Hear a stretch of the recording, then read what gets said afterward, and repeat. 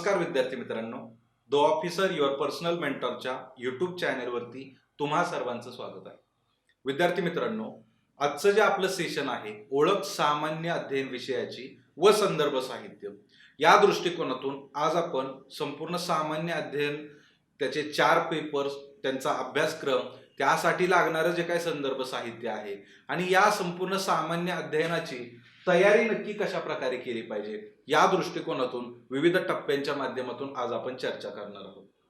सुरुवातीलाच पाहूयात की आपल्या चर्चेचे मुद्दे जे आहेत किंवा आजच्या डिस्कशनची टाइमलाईन आपण पाहूयात की आपण काय काय आज चर्चा करणार आहोत. याच्यामध्ये आपण परीक्षेचे जे स्वरूप आहे हे परीक्षेचं संपूर्ण स्वरूप आपल्या मागच्या सेशनमध्ये, मागच्या व्हिडिओमध्ये तुम्हाला संपूर्ण ही जी मुख्य परीक्षा आहे याचा पॅटर्न कशा पद्धतीचा आहे, त्यामध्ये कोणकोणते विषय आहेत आणि त्यांचं वेटेज कशा पद्धतीने आहे, या परीक्षेचं स्वरूप संपूर्णपणे डिस्कशन झालेलं आहे. त्याचाच पुढचा टप्पा म्हणून आज आपण सामान्य अध्ययन विषयाचा अभ्यासक्रम अभ्यासणार आहोत किंवा अभ्यासक्रम पाहणार आहोत. हा अभ्यासक्रम पाहत असताना या अभ्यासक्रमावर आधारितच आपण संदर्भ साहित्य नक्की कोणतं वाचलं पाहिजे, कोणत्या संदर्भ साहित्यातून आपण अभ्यास केला पाहिजे ते संदर्भ साहित्य पाहणार आहोत. आणि शेवटी या सामान्य अध्ययनाची तयारी म्हणजे अभ्यास करत असताना आपण कोणकोणत्या गोष्टींचा विचार केला पाहिजे, कोणकोणते टप्पे लक्षात घेतले पाहिजेत, या सगळ्यांची चर्चा जी आहे ती आज आपण या सेशन मध्ये करणार आहोत. चला तर मग सुरुवातीलाच आपण पाहूया की सामान्य अध्ययनाचा अभ्यासक्रम कशा प्रकारचा आहे. आता आपल्या सर्वांना माहित आहे की सामान्य अध्ययनासाठी आपल्याला 4 पेपर आहेत.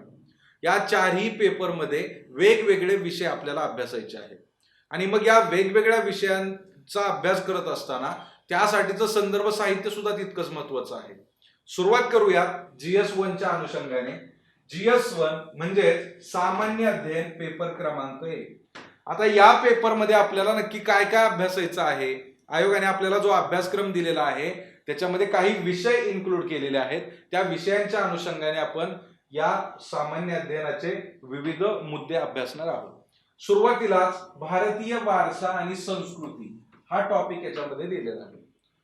पुढे आहे आधुनिक भारताचा इतिहास, त्याच्यानंतर आहे जगाचा इतिहास आणि मग या तिन्ही टॉपिकला आपण इतिहासामध्येच त्याचं कन्व्हर्जन करू शकतो. मात्र याच्यामध्ये लक्षात येईल आपल्याला की हा भारतीय वारसा आणि संस्कृती जी आहे ती भारतीय वारसा आणि संस्कृती प्राचीन पासून ते आधुनिक पर्यंत, प्राचीन कालखंडापासून आधुनिक कालखंडापर्यंतचं कल्चर जे आहे, आर्ट अँड कल्चर असं आपण त्याला म्हणतो, कला संस्कृती, तर या गोष्टींचा अभ्यास आपल्याला अगदी प्राचीन काळापासून करायचा आहे.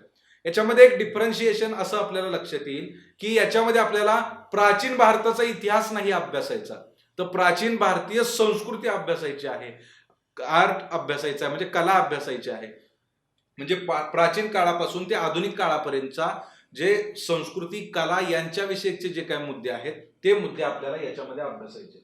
आधुनिक भारताचा इतिहास. आता आधुनिक भारताचा इतिहास जर आपण पाहिला तर 1857 चा इतिहास आणि त्यानंतरचे सगळे जे काही मुद्दे आहेत त्याच्यानंतरचा संपूर्ण इतिहास जो आहे तो आपल्याला अभ्यासायचा आहे. आणि मग हा इतिहास अभ्यासत असताना अगदी ब्रिटिशांचं आगमन, तिथून त्यांनी राबवलेली सगळी व्यवस्था आणि मग ब्रिटिशच कसे शासक बनले, तिथून पुढे 1857 चा उठाव झाला.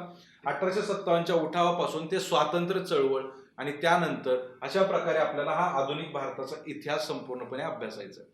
पुढचा मुद्दा आहे जगाचा इतिहास. आता इथं केवळ आपल्याला भारताचा इतिहास नाही अभ्यासायचा, तर संपूर्ण जगाचा इतिहास अभ्यासायचा आहे. मग त्याच्यामध्ये रशियन राज्यक्रांती असेल, फ्रेंच राज्यक्रांती असेल आणि अशा अनुषंगाने हा संपूर्ण जगाचा इतिहास आपल्याला याच्यामध्ये अभ्यासायचा.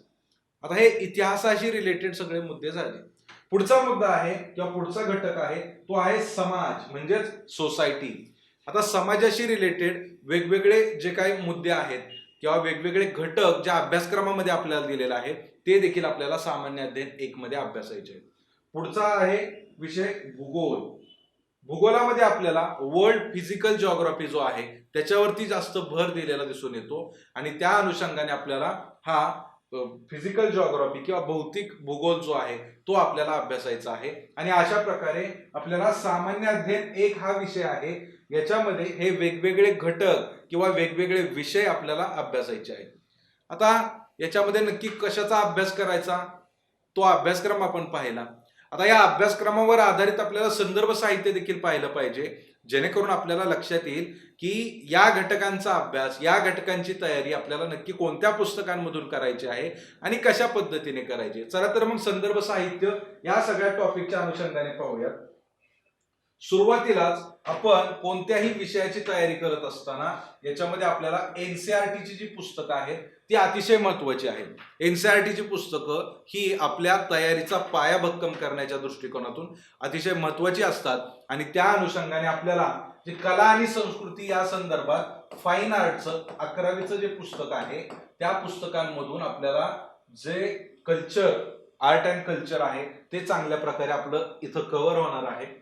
पुढं इतिहासाची जी 6वी पासूनची जी काय पुस्तकं आहेत तर त्या पुस्तकांमधून आपल्याला या सगळ्या इतिहासाचा जो टॉपिक आहे मग त्याच्यामध्ये आपल्याला कल्चरशी रिलेटेड काही टॉपिक अभ्यासायचे आहेत, आधुनिक भारताशी रिलेटेड, आणि पुढे जाऊन एनसीईआरटी मधला जगाचा इतिहास जो आहे तो देखील आपल्याला त्याची पार्श्वभूमी याच्यातून अभ्यासायची आहे.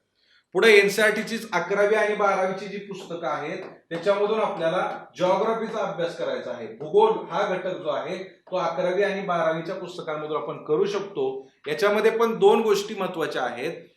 जे विद्यार्थी अगदी ग्रॅज्युएशनला आहेत, ज्यांच्याकडे 2-3 वर्षाचा कालावधी आहे, त्या विद्यार्थ्यांनी याच्यामध्ये अधिक वाचन करावं किंवा अधिक एनसीईआरटीज, अधिक पुस्तकं वाचावीत. मात्र ज्या विद्यार्थ्यांकडे ज्यांचं ग्रॅज्युएशन झालेलं आहे, जे प्रत्यक्षात स्पर्धा परीक्षा देत आहेत, अशा विद्यार्थ्यांनी त्यांच्याकडे कमी कालावधी असल्यामुळे सिलेक्टिव्ह रिसोर्सेसकडे जायचं आहे आणि सिलेक्टिव्ह पुस्तकांमधून अभ्यासायचं आहे. मग अशा विद्यार्थ्यांनी केवळ 11वी आणि 12वीचे एनसीईआरटी वाचाव्यात. ज्या विद्यार्थ्यांकडे जास्त कालावधी आहे त्यांनी 6वी पासूनची पुस्तकं जी आहेत एनसीईआरटीची ती अभ्यासली तरी त्याचा फायदा नक्कीच त्यांना झालेला दिसून येईल. याच्यानंतर पुढे आहे आर्ट अँड कल्चरच्या संदर्भात नितीन सिंगानिया यांचं पुस्तक आहे, इंग्रजीमधून अवेलेबल आहे. ते पुस्तक आपल्याला अभ्यासायचं आहे आर्ट अँड कल्चरसाठी. पुढं India struggle for independence, Bipin Chandra यांचं देखील पुस्तक आहे. ते पुस्तक सुद्धा आपल्याला अभ्यासायचं आहे. पुढं मॉडर्न इंडिया हे स्पेक्ट्रमचं बुक आहे, त्यातून सुद्धा आपल्याला मॉडर्न इंडियाचा अभ्यास जो आहे तो आपण करू शकतो. जिओग्राफीच्या संदर्भात जीसी लिओन यांचं एक पुस्तक आहे वर्ल्ड फिजिकल जिओग्राफी, अतिशय उत्तम असं पुस्तक आहे फिजिकल जिओग्राफीच्या बाबतीत. तर ते पुस्तक आपल्याला याच्यामध्ये अभ्यासायचं आहे. आणि माजिद हुसेन यांचं वर्ल्ड जिओग्राफी नावाने पुस्तक आहे, ते पुस्तक देखील आपल्याला याच्यामध्ये अभ्यासायचं आहे. बऱ्यापैकी इंग्रजी रिसोर्सेस जे आहे, संदर्भ ग्रंथ, हे आपण याच्यामध्ये सांगितलेले आहेत. काही मराठीतले देखील संदर्भ ग्रंथ आहेत, कारण बऱ्याचदा मुलांची अडचण असते की इंग्रजी पुस्तकं ही UPSC साठी बरीच मुलं रेफर करत असतात, पण मराठी भाषिक जे विद्यार्थी आहेत, मराठी माध्यमातून ज्यांचं शिक्षण झालेलं आहे, त्यांना इंग्रजीचा थोडा फोबिया असतो, कुठेतरी समजून घेण्यामध्ये अडचणी येत असतात आणि मग त्याच्यावरतीच खूप जास्त वेळ घालवावा लागतो. आणि मग असे विद्यार्थी सांगतात की सर इंग्रजीला काही पर्याय आहे का, इंग्रजी पुस्तकांना काही पर्याय आहे का? तर निश्चित पर्याय असतो आणि त्या पर्यायाच्या अनुषंगाने सुद्धा आपण काही पुस्तकं घेतलेली आहेत. त्याच्यामध्ये आपलं आधुनिक भारताचा इतिहास, ग्रोवर आणि बेल्लेकर यांचं पुस्तक आहे. मॉडर्न इंडियाच्या अनुषंगाने किंवा आधुनिक भारताचा अभ्यास करण्याच्या दृष्टिकोनातून खूप उत्तम असं पुस्तक आहे. ज्यांनी पाहिलं असेल त्यांच्या लक्षात येईल. पुढं आर्ट अँड कल्चरच्या संदर्भामध्ये भारतीय कला आणि संस्कृती हे मराठीतून भूषण देशमुख सरांचं पुस्तक आहे, तर ते देखील आपण याच्यामध्ये वाचू शकता. जुन्या एनसीईआरटी ज्या आहेत त्या कला व संस्कृती या दृष्टिकोनातून मराठीमध्ये ट्रान्सलेटेड आहेत, त्या एनसीईआरटी सुद्धा आपण याच्यामध्ये अभ्यासू शकता आणि पाहू शकता, जुन्या एनसीईआरटी. याच्यानंतर जैन आणि माथुर यांचं जगाचा इतिहास हे पुस्तक देखील मराठीतून अवेलेबल आहे. ते पुस्तक सुद्धा आपण वर्ल्ड हिस्ट्रीसाठी वाचू शकता. याच्यानंतर प्रदीप आगलावे यांचं पुस्तक आहे भारतीय समाज, सोसायटीचा जो सेक्शन आहे त्याच्यामध्ये आपण भारतीय समाजासाठी हे पुस्तक वाचू शकतो. याचबरोबर 12वीचं स्टेट बोर्डचं जे पुस्तक आहे सोसायटीचं किंवा समाज या रिलेटेड, तर ते पुस्तक सुद्धा आपण वाचू शकतो. आणि भारताचा भूगोल माजिद हुसेन यांचं हे पुस्तक आहे. अशा प्रकारे ही संपूर्ण बुक लिस्ट पेपर 1च्या अनुषंगाने आपण पाहू शकतो. ही संपूर्ण बुक लिस्ट तुम्हाला दोन्ही भाषांमध्ये अवेलेबल आहे आणि दोन्ही भाषांमधून या पेपर 1ची तयारी जी आहे ती आपण करू शकतो. आता काही पेपरच्या बाबतीमध्ये मराठी रिसोर्सेसला मर्यादा आहेत, या निश्चितच आपण मान्य केल्या पाहिजेत. पण जिथं जिथं मराठी रिसोर्सेस जास्तीत जास्त अवेलेबल आहेत तिथं तिथं आपण ते देण्याचा प्रयत्न केलेला आहे. विशेषतः इतिहास आणि भूगोल या बाबतीत हे रिसोर्सेस जास्त प्रमाणात अवेलेबल असल्यामुळे इथं त्यांची यादी जास्त प्रमाणात दिसते. पुढं काही पेपरच्या संदर्भात ती कमी प्रमाणात असू शकते, कारण जास्तीत जास्त स्टँडर्ड रिसोर्सेस आपण घेण्याचा प्रयत्न केलेला आहे. त्याच्यामुळं इंग्रजी पुस्तकांची यादी जास्त आणि मराठी पुस्तकांची यादी कमी जास्त अशा प्रकारे होऊ शकते. यानंतर हे पेपर 1चा संपूर्ण अभ्यासक्रम पाहिल्यानंतर, रिसोर्सेस पाहिल्यानंतर आपण पेपर 2 कडे जाणार आहोत. पेपर 2 म्हणजे सामान्य अध्ययन पेपर 2 हा एक महत्वाचा पेपर आहे, कारण या पेपरच्या दृष्टिकोनाने किंवा या पेपरच्या बाबतीत असं म्हटलं जातं की इतर जे काय संपूर्ण आपले इथिक्स आहे, एस्से आहे, काही विद्यार्थ्यांचा पॉलिटिकल सायन्स किंवा सोशिओलॉजी अशा संदर्भातला जो ऑप्शनल असतो, त्या ऑप्शनलचा पाया जो आहे, तर या सगळ्या दृष्टिकोनातून पेपर 2 हा खूप महत्वाचा आहे. आणि मग या पेपर 2च्या संदर्भात आपण त्याचा अभ्यासक्रम पाहूया. त्याच्यामध्ये नक्की आपल्याला काय अभ्यासायचं आहे, तर याच्यामध्ये भारतीय संविधान जे आहे, इंडियन कॉन्स्टिट्यूशन, तर ते आपल्याला अभ्यासायचं आहे. जे आपण वेगवेगळ्या परीक्षांसाठी अभ्यासत असतो, वेगवेगळ्या परीक्षांसाठी ते समजून घेत असतो, इथं देखील आपल्याला भारतीय संविधानाचा अभ्यास करायचा आहे. पुढे आहे गव्हर्नन्स म्हणजे प्रशासन जे आहे, तर त्या प्रशासनाचा अभ्यास आपल्याला या पेपरमध्ये करायचा आहे. पुढे आहे सामाजिक न्याय, त्यालाच आपण इंग्रजीमध्ये सोशल जस्टिस असं म्हणतो. सामाजिक न्यायाचा विषय जे काय मुद्दे आहेत त्या मुद्द्यांचा आपल्याला अभ्यास करायचा आहे. आणि शेवटी आंतरराष्ट्रीय संबंध, याचाच अर्थ भारत आणि इतर देश जे आहेत, भारताचे इतर देशांशी असणारे संबंध, इतर आंतरराष्ट्रीय संघटना, या सगळ्याचा अभ्यास आपल्याला या आंतरराष्ट्रीय संबंध या टॉपिक मध्ये आपल्याला करायचा आहे. आणि अशा प्रकारे core polity, governance, social justice आणि इंटरनॅशनल रिलेशन या 4 घटकांमध्ये हा संपूर्ण GS2 चा अभ्यासक्रम विभागलेला आपल्याला दिसून येतो. आता GS2 च्या संदर्भात आपल्याला नक्की कोणते रिसोर्सेस वापरायचे आहेत किंवा कोणत्या रिसोर्सेस मधून, कोणत्या संदर्भ ग्रंथांमधून याचा अभ्यास आपला चांगल्या प्रकारे होऊ शकतो. तर याच्यामध्येही आपल्याला NCERT ची जी पुस्तकं आहेत, विशेषतः constitution at work, constitution at work हे 11वीचं NCERTचं पुस्तक आहे. हे पुस्तक या पेपरच्या दृष्टिकोनातून अतिशय महत्वाचं आहे. यानंतर कंटेम्पररी वर्ल्ड पॉलिटिक्स एक पुस्तक आहे NCERTचं, ते देखील आपण अभ्यासणं गरजेचं आहे. याबरोबरच ज्या विद्यार्थ्यांना अधिकचा वेळ आहे अशा विद्यार्थ्यांनी पॉलिटिकल थेअरी नावाचं जर पुस्तक अभ्यासलं, तर त्याच्यातून आपल्याला ज्या काही वेगवेगळ्या पॉलिटिकल कन्सेप्ट आहेत, ज्यामध्ये सेक्युलरिझम आहे, इक्वॅलिटी आहे, समानताच्या संदर्भातले मुद्दे किंवा अशा ज्या काही टर्म्स आहेत, या टर्म्स खूप चांगल्या पद्धतीने समजावून सांगितलेल्या आहेत. त्या टर्म्स जर आपण अभ्यासल्या तर त्यातूनही आपला चांगला अभ्यास होऊ शकतो. याच्यामध्ये कॉन्स्टिट्यूशन ॲट वर्क आणि इंडियन पॉलिटिकल थेअरी याचं मराठी भाषांतर सुद्धा आपल्याला मार्केटमध्ये अवेलेबल आहे. यासोबत आपल्याला कंटेम्पररी वर्ल्ड पॉलिटिक्स ही NCERT सुद्धा आपल्याला अभ्यासायची आहे. ज्या विद्यार्थ्यांना अधिकचा वेळ आहे, ज्या विद्यार्थी ग्रॅज्युएशन करत आहेत, अशा विद्यार्थ्यांनी निश्चितपणे 6वी पासून 12वी पर्यंतच्या पॉलिटीच्या NCERT जर अभ्यासल्या तर त्यांना वेगवेगळ्या ज्या काही कन्सेप्ट त्याच्यामध्ये समजावून सांगितलेल्या आहेत अगदी उदाहरणांसह, तर त्याचा फायदा आपल्याला खूप चांगल्या प्रकारे होऊ शकतो. त्याच्यातली अनेक उदाहरणं आपण आपल्या उत्तरांमध्ये वापरू शकतो किंवा आपला एक व्ह्यू जो आहे, पॉलिटिकल सेन्स जो आहे, तो खूप चांगला डेव्हलप होऊ शकतो. आणि त्या अनुषंगाने आपण या NCERT अभ्यासणं खूप गरजेचं आहे. यानंतर पुढे आहे जे कोर पॉलिटी आहे आपलं भारतीय संविधानाच्या दृष्टिकोनातून, तर आपल्याला लक्ष्मीकांत यांचं पुस्तक सर्वजण वापरतात, तेच पुस्तक आपल्याला इथं वापरायचं आहे.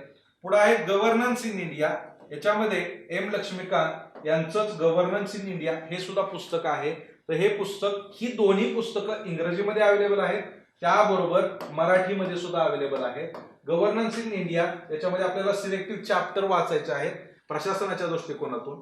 त्यानंतर सेकंड ARC रिपोर्ट जो आहे, त्याच्यामधले सुद्धा काही रिकमेंडेशन, काही सिलेक्टिव्ह टॉपिक जे आहेत ते आपल्याला गव्हर्नन्सच्या दृष्टिकोनातून आपल्याला याच्यामध्ये अभ्यासायचे आहेत. शासनाच्या विविध योजना ज्या आहेत त्यांचा अभ्यास आपल्याला करायचा आहे. संबंधित मंत्रालयाच्या ज्या काही वेबसाईट आहेत त्या वेबसाईट सुद्धा आपल्याला अभ्यासायच्या आहेत. त्याच्यातून आपण सोशल जस्टिसचा जो स्टडी आहे तो करणार आहोत. याच्यामध्ये मानव विकास अहवाल, जागतिक विकास अहवाल, योजना, कुरुक्षेत्र यांसारखी मासिक, द हिंदू, इंडियन एक्सप्रेस यासारखे जे काय पेपर आहेत त्याच्यातले जे काय लेख आहेत त्याच्यातून आपण सामाजिक न्याय या विषयाची तयारी करणार आहोत. यानंतर पुढे आहे आंतरराष्ट्रीय संबंध. आंतरराष्ट्रीय संबंधाचा अभ्यास करण्याच्या दृष्टिकोनातून मराठीमध्ये आपल्याला शैलेंद्र देवळणकर सरांचं पुस्तक आहे. त्याच्यातून आपण आपल्या आंतरराष्ट्रीय संबंधाचा जो काय बेस आहे त्या बेसची तयारी करायची आहे. उर्वरित तयारी आपल्याला जे काय आपलं करंट अफेअर्स आहे, मग वेगवेगळ्या पेपर्स मधून आर्टिकल्स मधून आपल्याला त्या संबंधीच्या नोट्स आपल्याला तयार करायच्या आहेत आणि त्यावर आधारित आपल्याला या विषयाची किंवा या घटकाची तयारी करायची आहे. पुढे इंग्रजीमध्ये India and world through the eyes of Indian diplomats by Surendra Kumar यांचं पुस्तक आहे. त्या पुस्तकातून आपण इंटरनॅशनल रिलेशनची तयारी करू शकतो. हे इंग्रजीमध्ये अवेलेबल असं पुस्तक आहे. विद्यार्थी मित्रांनो, अशा प्रकारे हे काही सिलेक्टिव्ह स्टँडर्ड रिसोर्सेस आपण काढण्याचा प्रयत्न केलेला आहे. याच्यामध्ये मराठी आणि इंग्रजी अशा दोन्ही प्रकारची पुस्तकं मिश्र स्वरूपात आपल्याला इथं दिलेली आहेत. यानंतर तिसरा पेपर आपण पाहणार आहोत, सामान्य अध्ययन 3. हा पेपर जर पाहिला तर याचा सिलेबस थोडा वास्ट असलेला आपल्याला दिसून येतो, कारण याच्यामध्ये आपल्याला अर्थव्यवस्था अभ्यासायची आहे, सायन्स टेक आहे, इकॉनॉमिक्स आहे, डिझास्टर मॅनेजमेंट आहे, सिक्युरिटी आहे. आणि मग या पेपरचा अभ्यास करत असताना आपल्याला संपूर्ण अर्थव्यवस्थेचा अभ्यास करायचा आहे, भारतीय अर्थव्यवस्थेचा अभ्यास, यासोबत ऍग्रिकल्चर इकॉनॉमिक्स जे आहे त्याचा देखील अभ्यास आपल्याला याच्यामध्ये करायचा आहे. म्हणजे इकॉनॉमिक्सशी रिलेटेड जे काय वेगवेगळे सब टॉपिक आपल्याला आयोगाने अभ्यासक्रमामध्ये दिलेले आहेत ते सगळे आपल्याला याच्यामध्ये अभ्यासायचे आहेत.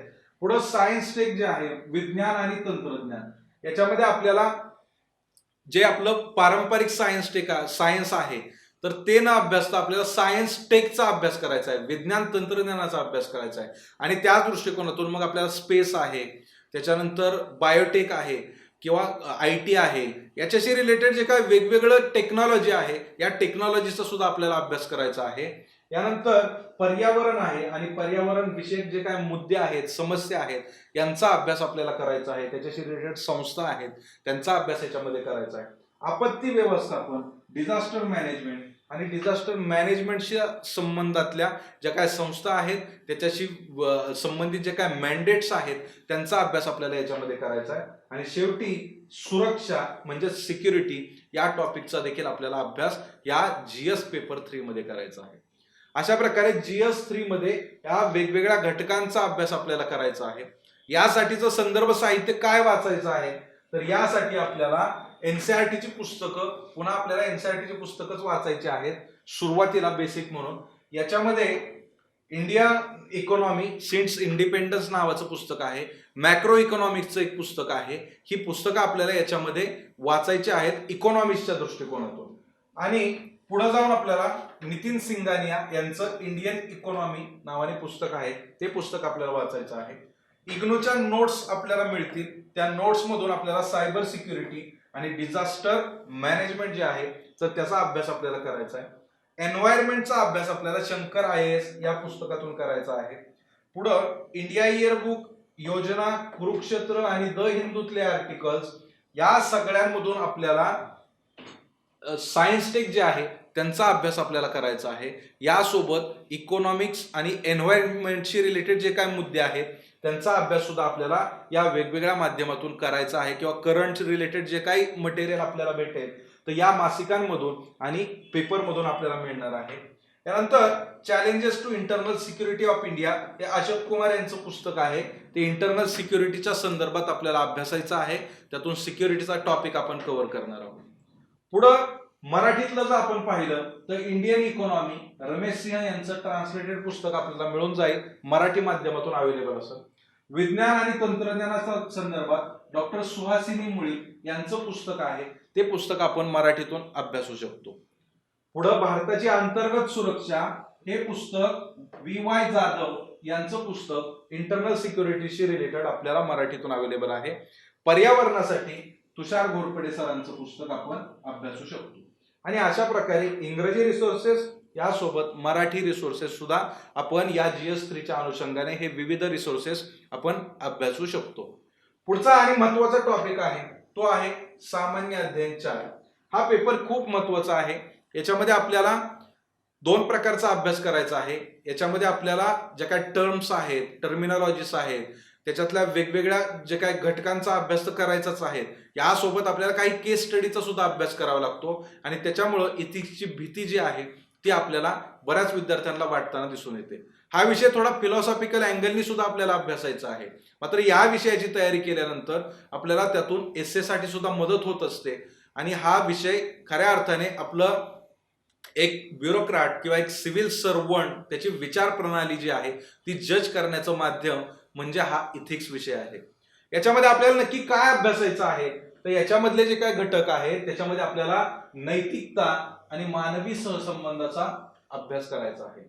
पुढे आहे अभिवृत्ती, त्यालाच आपण ऍटिट्यूड असं म्हणतो. त्यानंतर अभियोग्यता ऍप्टिट्यूड, त्यानंतर भावनिक बुद्धिमत्ता इंटेलिजन्स जे आहे तो आपला, तर त्या इंटेलिजन्सचा अभ्यास आपल्याला करायचा आहे. त्याच्यानंतर विचारवंत आणि तत्वज्ञ यांचं योगदान. विचारवंत आणि तत्वज्ञांचं विविध विचारवंत आहेत, मग अरविंदो आहेत, गांधी आहेत, स्वामी विवेकानंद आहेत, अशा स्वरूपातले जे काही वेगवेगळे जागतिक आणि भारतीय विचारवंत आहेत या सगळ्यांचा अभ्यास आपल्याला याच्यामध्ये करायचा आहे. पुढं लोकप्रशासनातील सार्वजनिक किंवा नागरी सेवा मूल्ये आणि त्यातली नैतिकता या टॉपिकचा अभ्यास आपल्याला याच्यामध्ये करायचा आहे. पुढे आहे प्रशासनातील सभ्यता आणि इथिक्स मध्ये हे वेगवेगळे टॉपिक जे आहेत या टॉपिकचा अभ्यास आपल्याला करायचा आहे. यासोबत काही केस स्टडीज सुद्धा आपल्याला अभ्यासायचे आहेत आणि त्याच्यावर आधारित आपल्याला संपूर्ण पेपर आपला जो आहे तो GS4 चा असणार आहे. या GS4 च्या अनुषंगाने आपल्याला कोणतं संदर्भ साहित्य वाचायचं आहे किंवा कोणत्या संदर्भ साहित्यातून आपण ही तयारी करू शकतो तर ते आपण पाहणार आहोत. सुरुवातीलाच एनसीईआरटीची जी पुस्तकं आहेत, प्रत्येक टॉपिकला किंवा प्रत्येक पेपरला आपण काही एनसीईआरटीची पुस्तकं सुचवलेली आहेत आणि ती मस्ट आहेत, ती वाचलीच पाहिजेत.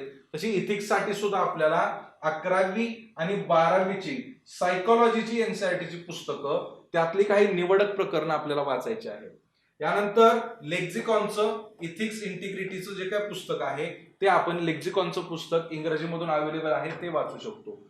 सेकंड ARC रिपोर्ट सुद्धा आहे, तो आपल्या इथिक्स इन गव्हर्नन्स जे आहे तर त्याच्याशी रिलेटेड आपण सेकंड ARC रिपोर्ट वाचू शकतो. त्यातली ठराविक प्रकरणं, ठराविक गोष्टी ज्या आहेत, घटक आहेत ते आपण त्याच्यातून अभ्यासू शकतो. मायकल सँडेल यांचं न्याय हे मराठीतून पुस्तक अवेलेबल आहे. मायकल सँडेल यांचे युट्यूब वरती इथिक्सशी रिलेटेड व्हिडिओ सुद्धा आहेत. ते व्हिडिओ जर पाहिले तर ते व्हिडिओ सुद्धा खूप चांगल्या प्रकारे आपल्याला मार्गदर्शन करतात. हे व्हिडिओज इंग्रजीमध्ये अवेलेबल आहेत, पण जर व्यवस्थितरित्या आपण समजून घेण्याचा प्रयत्न केला तर नक्कीच त्यातून आपल्याला चांगली माहिती मिळू शकते आणि इथिक्सची तयारी आपली जी सामान्य अध्ययन 4ची तयारी यातून चांगल्या प्रकारे होऊ शकते. मायकेल सँडेल यांचे ते व्हिडिओ आहेत आणि त्यांचंच न्याय नावाने ट्रान्सलेटेड पुस्तक सुद्धा मराठीमध्ये आता आलेलं आहे, तर त्या पुस्तकाचा आपण वापर करू शकतो. यानंतर योजना, प्रशासन आणि लोकप्रशासन जे आहे म्हणजेच गव्हर्नन्स आणि पब्लिक ऍडमिनिस्ट्रेशनशी रिलेटेड मुद्दे हे योजना या मासिकातून आपण करू शकतो आणि त्याचा अभ्यास करू शकतो. चरित्र आणि इतर जे काही पुस्तकं आहेत, विविध विचारवंत आहेत जसं की गांधीजी आहेत, स्वामी विवेकानंद जे आहेत, यांची जे काही चरित्र आहेत या चरित्रांचा अभ्यास करू शकतो आणि यासोबत काही ब्युरोक्रॅट्स असतात त्यांचे जे काही अनुभव आहेत, त्यांनी लिहिलेली विविध प्रशासनाशी रिलेटेड जे काही पुस्तकं आहेत या पुस्तकांचा सुद्धा आपण चांगल्या प्रकारे अभ्यास करू शकतो. जसं की माधव गोडबोले सरांचं पुस्तक होतं भारतीय लोकशाहीची अग्निपरीक्षा.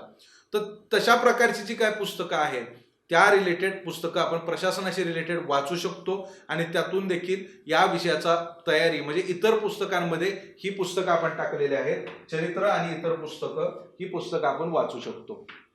मराठीमध्येच हे न्याय हे पुस्तक अवेलेबल आहे. यासोबत 11वीचं स्टेट बोर्ड आहे, तर त्या 11वी स्टेट बोर्ड मधलं तत्वज्ञान आणि मानसशास्त्राची जी काही पुस्तकं आहेत 11वीची, तर ती 2 पुस्तकं आपण इथिक्स साठी वाचू शकतो आणि त्यातून आपण चांगल्या प्रकारे हा विषय समजून घेऊ शकतो. यानंतर माधवी कवी यांचं नीतिशास्त्र, तत्वज्ञान आणि अभियोग्यता या टायटलचं पुस्तक आहे. यासोबत माधवी कवी यांनी या इथिक्सशी रिलेटेड ज्या काही संकल्पना आहेत, नैतिकतेशी रिलेटेड यांची विविध पुस्तकं आहेत, ती पुस्तकं सुद्धा आपण अभ्यासू शकतो आणि त्या संपूर्ण पुस्तकांतून ती काय त्यांची वेगवेगळी सिरीज आहे त्याच्यातून सुद्धा आपण चांगल्या प्रकारे या विषयाच्या दृष्टिकोनातून तयारी करू शकतो. विद्यार्थी मित्रांनो, अशा प्रकारे आपण जीएसचे 4 विषय पाहिले, त्यांचा अभ्यासक्रम पाहिला, त्यांसाठी वाचायचं संदर्भ साहित्य पाहिलेलं आहे. पुन्हा मी सांगेन, हे संदर्भ साहित्य आपण देत असताना मराठी आणि इंग्लिशमध्ये दिलेलं आहे.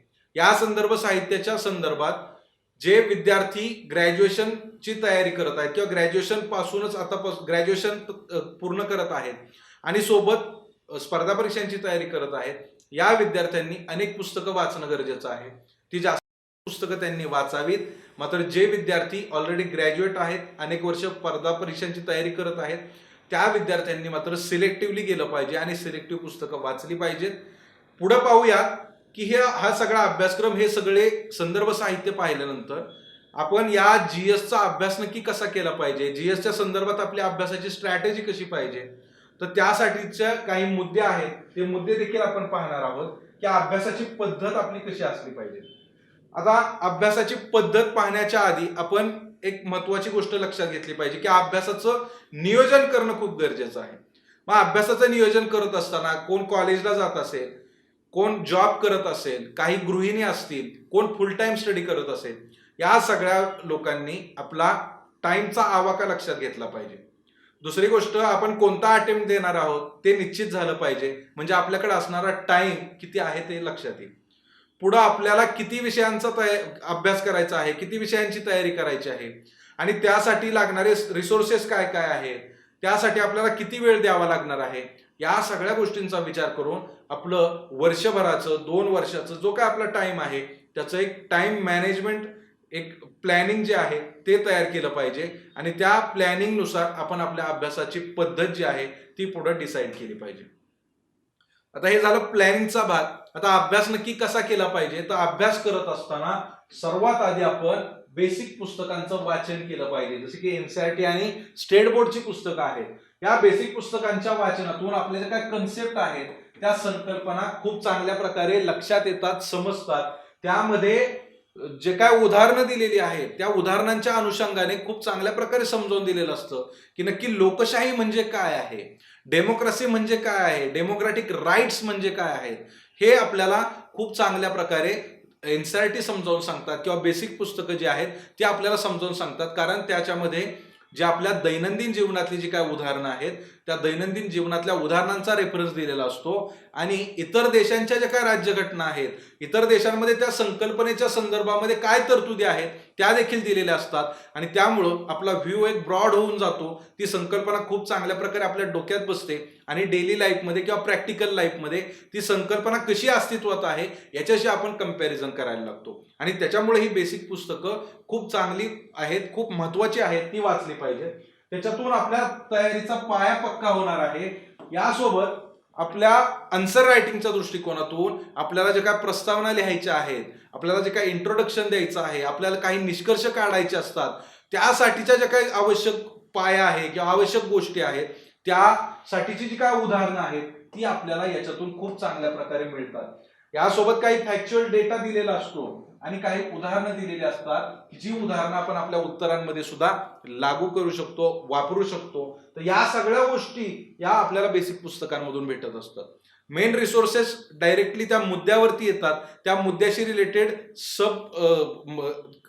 इतर जे काय मुद्दे आहेत ते मुद्दे त्याच्यामध्ये मांडलेले दिसून येतात. तिथं जास्त स्पष्टीकरण दिलेलं किंवा जास्त ती गोष्ट समजावून सांगण्याचा प्रयत्न केलेला नसतो. बेसिक पुस्तकांमध्ये एखादी कन्सेप्ट असेल तर ती आपल्याला खूप चांगल्या प्रकारे समजावून सांगण्याचा प्रयत्न केलेला असतो आणि म्हणून त्या पुस्तकांचं वाचन करायचं आहे. आता बेसिक पुस्तकांचं वाचन झाल्यानंतर आपल्याला संदर्भ पुस्तकांकडे वळायचं आहे. संदर्भ पुस्तकांकडे वळण्यापूर्वी आपल्याला पीवायक्यूचं अनालिसिस करायचं आहे. पीवायक्यूचं अनालिसिस केल्यानंतर आपल्याला लक्षात येतं की याच्यामधले आयएमपी टॉपिक कोणते आहेत, व्हेरी आयएमपी टॉपिक कोणते आहेत, लेस आयएमपी टॉपिक कोणते आहेत आणि त्या अनुषंगाने आपण संपूर्ण पुस्तक न वाचता त्या पुस्तकातले ठराविक सेक्शन वाचत जातो आणि त्यातून आपला वेळ वाचतो आणि जे खूप आयएमपी टॉपिक आहे त्या टॉपिकला आपल्याला जास्तीचा वेळ देता येतो आणि कमी रिलेव्हंट असणारे, ज्याच्यावरती कधीतरी 4-5 वर्षात एखादाच प्रश्न विचारला जातो, अशा टॉपिकला आपण थोडासा कमी वेळ देऊ शकतो, त्याच्याकडे कमी लक्ष देऊ शकतो. मात्र ज्याच्यावरती दरवर्षी प्रश्न येतात, ज्याच्याशी रिलेटेड तयारी आपल्याला जास्त करणं गरजेचं आहे, ते टॉपिक डिटेक्ट करण्याचं माध्यम जे आहे ते आहे पीवायक्यू आणि त्याच्यामुळे हे पीवायक्यूचं अनालिसिस सुरुवातीला करणं अपेक्षित आहे. त्यानंतरच आपण संदर्भ पुस्तकं वाचायची आहेत. संदर्भ पुस्तक वाचताना संपूर्ण पुस्तक वाचायचं नाही, तर त्यातले संबंधित घटक जे आपल्याला PYQ मधून समजलेले आहेत, जे आपल्या अभ्यासक्रमामध्ये दिलेले आहेत, तेच घटक तेच टॉपिक आपल्याला करायचे आहेत. यानंतर सूक्ष्म नोट्स म्हणजेच मायक्रो नोट्स जे आहेत त्या आपल्याला करायच्या आहेत. या संदर्भ पुस्तकाचं वाचन झाल्यानंतर आपण PYQ पाहिलेले आहेत, त्यामुळे आपल्याला सेन्स आलेला आहे की आपल्याला याच्यातून काय वाचायचं आहे, कशा स्वरूपात वाचायचं आहे, याच्यावरती कशा प्रकारे प्रश्न विचारला जातो आणि त्याच आधारे आपल्याला आपल्या मायक्रो नोट्स तयार करायच्या आहेत. या नोट्स आपल्याला रिव्हिजनसाठी खूप चांगल्या मदत करतात. त्या नोट्स काढल्यामुळं पुन्हा पुन्हा जाऊन आपल्याला संपूर्ण पुस्तक चाळावं लागत नाही. फक्त त्या नोट्स मधला काही सेक्शन जर मिसिंग असेल, आठवत नसेल, तर तो आपण पुन्हा जाऊन पुस्तकामध्ये पाहू शकतो. मात्र या नोट्स जर वारंवार रिवाइज केल्या तर त्यातून आपला टाइम सुद्धा वाचणार आहे, कारण नोट्स मायक्रो स्वरूपात असणार आहे आणि त्या नोट्स वाचल्यामुळे आपल्याला भरपूर सारं मटेरियल एकाच जागी सूक्ष्म किंवा मायक्रो लेवलला कलेक्ट करता येतं. यासोबत या नोट्समध्ये आपण ज्या काही चालू घडामोडीतल्या जे काय संदर्भ येणार आहेत, जे काय फॅक्ट्स येणार आहेत, त्या देखील आपण अपडेट करत राहिलं पाहिजे आणि त्याच्यातून आपली तयारी चांगल्या पद्धतीने होते. यानंतर याची रिव्हिजन वारंवार झाली पाहिजे, तरच आपण आपल्या जे काय आतापर्यंत वाचलेलं आहे त्याचं चांगल्या प्रकारे युटिलायझेशन करू शकतो. मात्र एक विषय संपून आपण दुसऱ्या विषयाकडे गेलो आणि आपण रिव्हिजनच करत नाही आहोत, तर 2-2.5 महिन्यानंतर आपल्याला लक्षात येतं की आपण जे काय मागचं वाचलेलं होतं ते अगदी विस्मरणात गेलेलं आहे. मग पुन्हा आपल्याला ती पुस्तकं काढावी लागतात, त्या पुस्तकांचं पुन्हा वाचन करावं लागतं आणि त्याच्यामध्ये आपला खूप वेळ वारंवार जायला लागतो आणि त्यासाठी वारंवार रिव्हिजन करणं गरजेचं आहे. रिव्हिजनसाठी टाइम स्लॉट काढून ठेवा. त्या टाइम स्लॉट नुसार तुम्ही तुमची रिव्हिजन करत चला. आठवड्यातला एखादा दिवस संपूर्ण आठवड्याभरात जेवढं काही वाचलेलं आहे त्याचं नोट्स काढणं, त्याच्या रिव्हिजन करणं या स्वरूपात जरी आपण दिला तरी सुद्धा ते चांगल्या प्रकारे आपल्या टाइमचं युटिलायझेशन होऊ शकतं. त्यानंतर चालू घडामोडींचा अभ्यास आपल्याला करावा लागतो. आताच आपण संपूर्ण अभ्यासक्रम पाहिला, त्याच्यामध्ये इकॉनॉमिक्स आहे, त्याच्यामध्ये आपल्याला एन्व्हायरमेंट आहे, सिक्युरिटी आहे, पॉलिटी आहे, सोशल जस्टिस आहे, आंतरराष्ट्रीय संबंध आहेत. या सगळ्या गोष्टी या चालू घडामोडीशी रिलेटेड संबंधित असतात. त्याच्यावरती काय ना काय डेव्हलपमेंट होत असते आणि त्याच्यामुळं चालू घडामोडीमध्ये आपल्याला विविध वर्तमानपत्राचं संपादकीय आर्टिकल्स जे आहेत ते वाचायचे आहेत.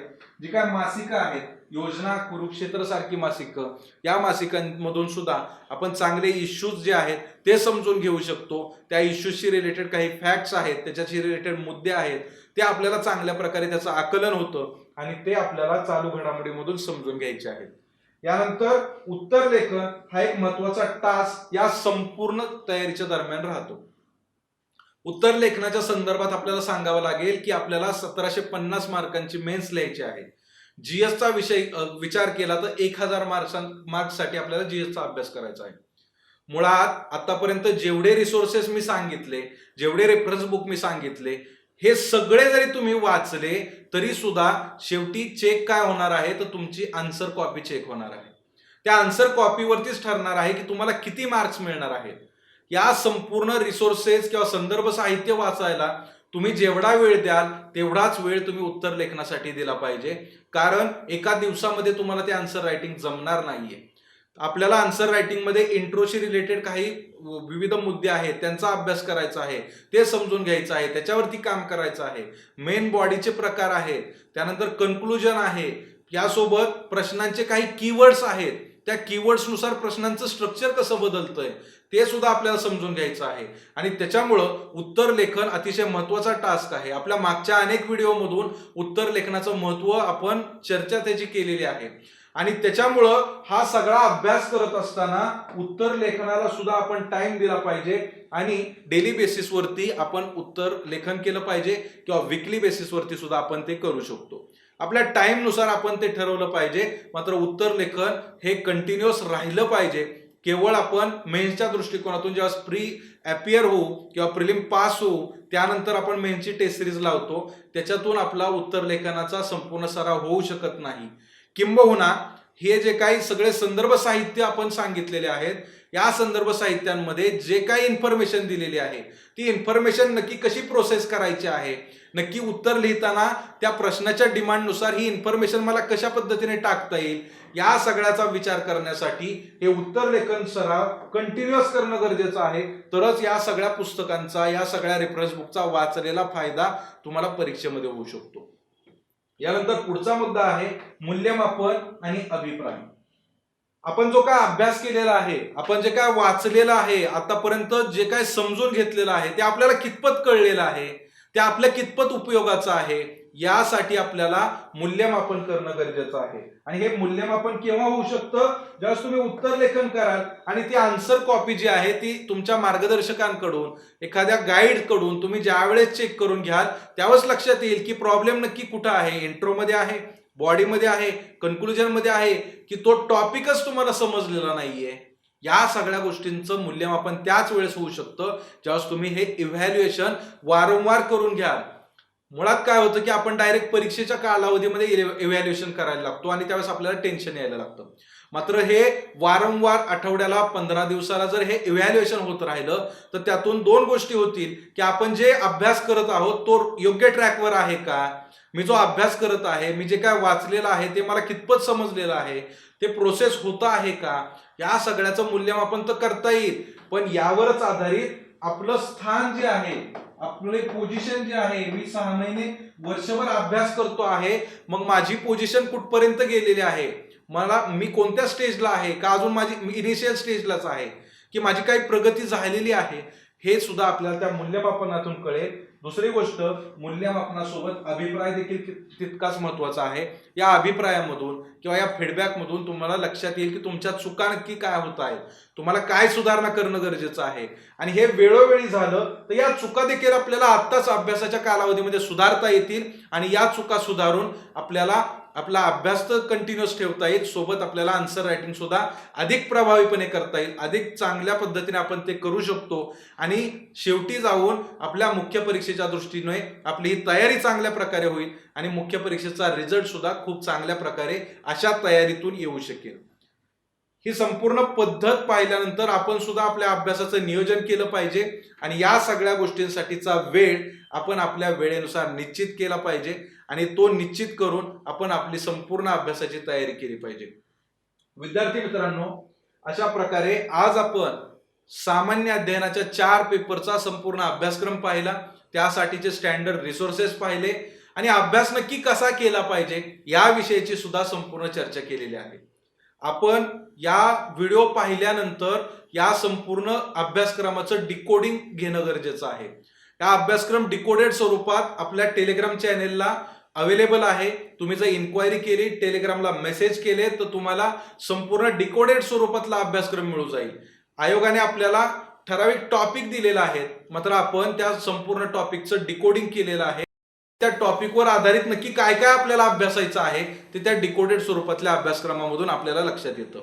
डिकोडेड स्वरूपातल्या अभ्यासक्रमासोबतच आपण त्या इंडेक्समध्ये संदर्भ साहित्य सुद्धा टॉपिक वाईज दिलेलं आहे की कोणता टॉपिक कोणत्या रिसोर्स मधून कव्हर होतो, कोणतं संदर्भ साहित्य आपण त्यासाठी वाचलं पाहिजे, तर ते देखील आपण दिलेलं आहे. त्यासाठीचे फीडबॅक आपण जर दिलेत तर टेलिग्रामवरून आपल्याला ती कॉपी फ्रीमध्ये मिळू शकेल आणि जेणेकरून ते आपल्या अभ्यासाला उपयुक्त राहू शकेल. अशा प्रकारे आज आपण संपूर्ण सामान्य अध्ययन विषयाची तयारी कशा प्रकारे केली पाहिजे, सामान्य अध्ययनाची ओळख आणि त्याचं संपूर्ण संदर्भ साहित्य आज आपण याची चर्चा केली. इथेच थांबूयात, पुन्हा भेटूयात नवीन विषय नवीन व्हिडिओसह. धन्यवाद. The officer your personal mentor चॅनलच्या नवनवीन अपडेट्ससाठी चॅनलला लाईक, सबस्क्राईब आणि शेअर करा. थँक्यू.